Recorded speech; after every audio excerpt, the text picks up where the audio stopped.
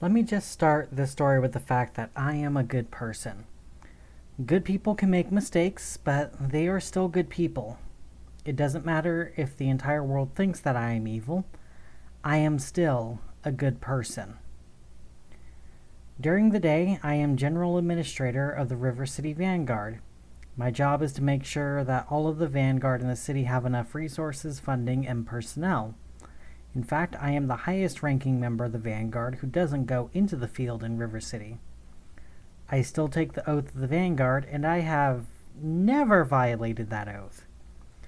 Anyone who follows the oath to do no harm, to do everything I can to alleviate pain, and to respect the privacy of those we aid, has to be a good person. I keep track of the amount of lives the Vanguard has saved.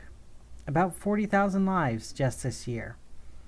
We've built enough housing for 100,000, and we donate about 2 million meals.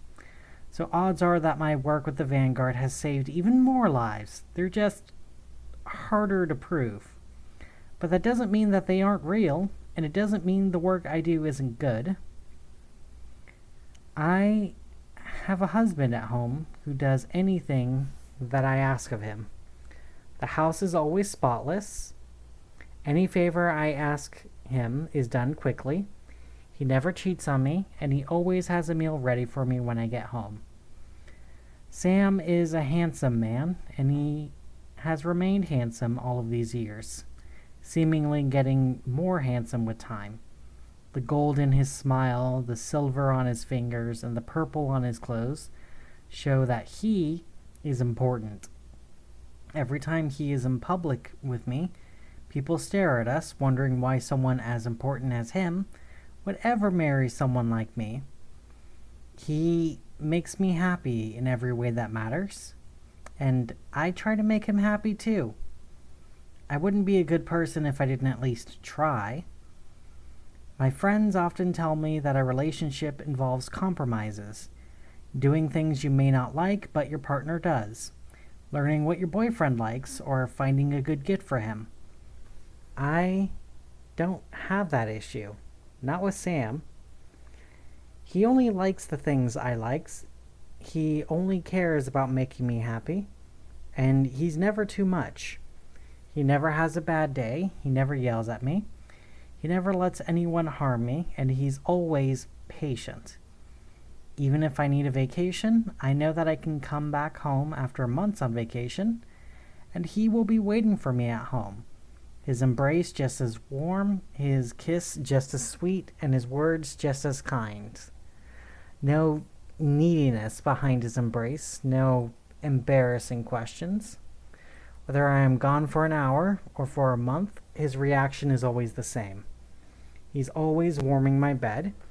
He only touches me when I want him to touch me. He doesn't even brush my hand without my desire. He doesn't want children unless I want children, and I don't want children. He is my perfect husband, and I know that only good people can get good husbands. Our marriage is slightly unconventional. We married right after I finished grad school. I was not in a good place. My relationships never seemed to last. They always felt messy, complicated, or just unsustainable in some way. It didn't matter who I dated. Any gender, men, women, non-binary, there was always something that was just messy. I found myself dating someone after 2 weeks and being bored of telling them my coffee order each day. The awkward way they wanted to hold my hand when I didn't want to be touched. The way I had to ask them for things I wanted. The way I had to tell them that I was hungry, tired, cold, or horny. I hated always having to ask for things, especially when they always needed something from me. So I tried being alone, and then I found out that I couldn't be alone. My thoughts always made me feel like that I had to be doing something. And when I was alone with my thoughts, the world felt wrong. I tried many compromises. apps, kink communities, friends with benefits, sex toys, video games, dolls, metamors, paramours, and even therapy. And everything had something wrong with it. It was too much to explain what I needed, and everyone always needed something. I just needed someone who knew exactly what I needed and wanted, and who would be able to give it to me without asking, and who also didn't need something from me. When I made that breakthrough with my therapist, they told me what I wanted didn't exist. Relationships are mutual respect, and for it to be healthy, that there has to be give and take from all those involved. Even if the relationship was just friendship, there still has to be give and take from everyone. That was the last day I saw the therapist, and I tried to get help from elsewhere. If you know where to look in River City, you can find almost anyone from anywhere who can do anything. I found someone, something, somewhere, all three, where I could have my perfect partner made. The deal maker, a man who looks identical to the man I married, down to the gold in his teeth and the silver on his rings, told me that he would give me my perfect partner, someone who is everything that I want and more, my perfect prince, who would take care of me for the rest of my life without needing me to ask for anything. Well, he wasn't a prince, so I settled for a baron. I asked the deal maker what he wanted in exchange, and he told me what he wanted.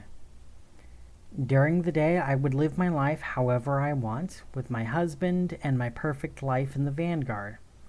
Each night, I would work for the deal maker. Any task he wanted done, no matter how big or small that he asked, I would do it for him. I agreed to his tasks. Most nights, the deal maker didn't ask for anything. Some nights, he asks for a lot. One night, he asked me to bring gasoline and a match to a school and burn it down. I didn't know at the time that there was a sleepover in the gym, and I didn't know how far the fire would spread. But that wasn't my fault. I'm a good person. Another time, he asked me to scrawl some numbers in chalk on the sidewalk.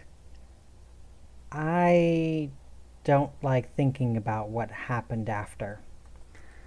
They're still finding bodies, even months later.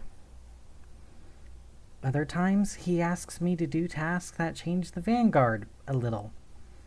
He'll ask me to hire someone, fire someone else, always at night. Money moved from one account to another, resources moved from one warehouse to another, or a change in inventory. Things that can be explained as accidents or simple choices of the administrator. Other times, he asks me to do something nice, like going to a bar and buying a drink for someone who wasn't planning on drinking, giving a ride home when their car is being repaired, or finding a child who is alone at night and buying them a specific meal from a specific diner at a specific time. I don't like to think about the consequences of his actions. I used to look into what happened with the people after I interacted with them, and I learned very quickly not to do that. Buy someone a drink? Well, that drink pushed them over into being unsafe to drive home, and they crashed into someone else. Buy someone a dinner? Turns out that diner had a wolf who loves lonely children. Give someone a ride home? They find out their spouse is cheating on them. I am a good person. I am always a good person. When people get hurt, it isn't my fault. It's because of the deal maker. It isn't my fault. The deal maker has already told me what he will do if I choose to disobey him. If I choose to disobey, then my husband can choose to disobey me as well. I am a good person. I am sure of it. I am sure that I saved more lives as a member of the Vanguard than I have ended working for the Dealmaker. I don't need to count the lives lost. I know that I am a good person. I don't need to worry about my oath while working for the Dealmaker. It doesn't count when I am following orders. After all, I'm just a good person following orders.